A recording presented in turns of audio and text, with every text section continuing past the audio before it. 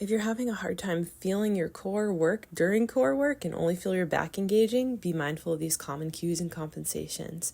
Common cues to tuck or posteriorly tilt the pelvis and push the low back down. These can create a lot of gripping through the glutes and a closing of the posterior pelvic floor.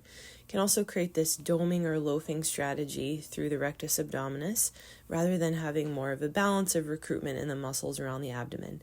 So instead, you might experiment with untucking your pelvis and pressing the back of your sacrum into the ground rather than tucking.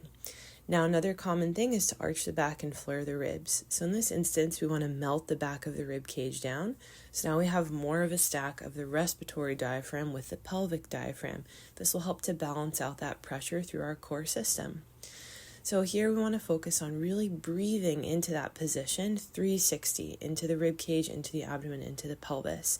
So those side and back panels of the abdominal wall become wide and full with your breath.